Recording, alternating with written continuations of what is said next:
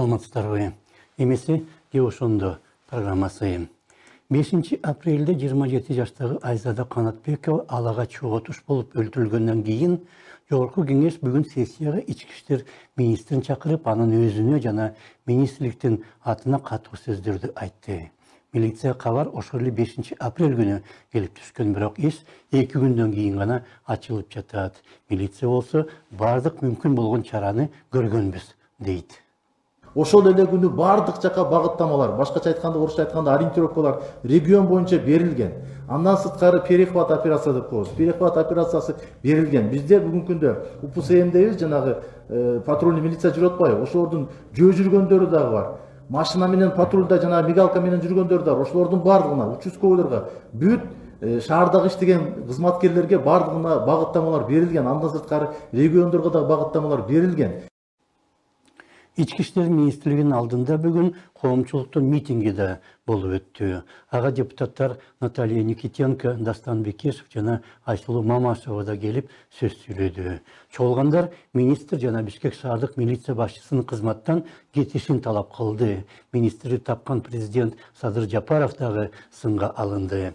Biroq tüzülgön aval üçün koğum özü dagı жоопты деп de айтылды. Вопрос еще и в сознании нашего общества.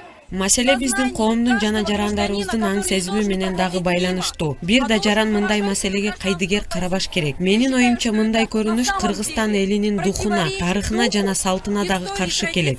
Ала качуу жана аял затына зомбулук кылуу эч качан салт болгон эмес. Над женщиной не являлась традицией.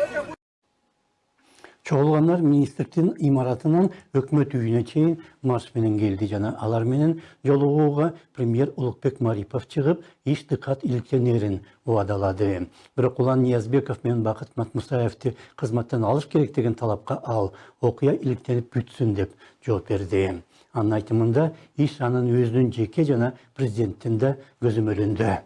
Урматтуу мекендештер, мен деле буга абдан кайгырып турам. Жүрөгүм менен айтып атам, уксаңыздар. Ошондуктан бул боюнча толук чаралар көрүлөт.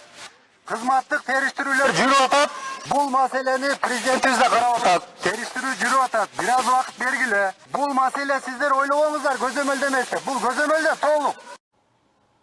Каза болгон Айзаданын апасы Назгүл Шакенованын айтымында, ошол эле 5 апрелде ал милиция кайрылганда Уларбек деген тергөөчү ага телефон аркылуу ачуу асар келет. Той жейсиңер, эмнеге сарсана болуп атасыңар деп күлгөн.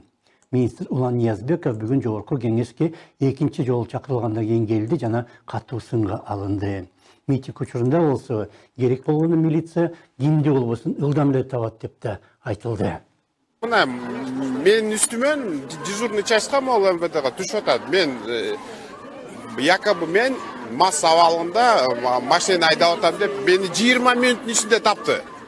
20 мүнөттүн ичинде ориентировка кылып, личный состав ориентировал, 20 мүнөттүн ичинде мени тапты. Мен шаарда тияка бияка жүргөм. Ошол бир мүмкүнчүлүгү бар ошентип тапкан. А биякта болсо 2 күндүн ичинде даже алар да тапкан жок. Бул башкалар таап атат.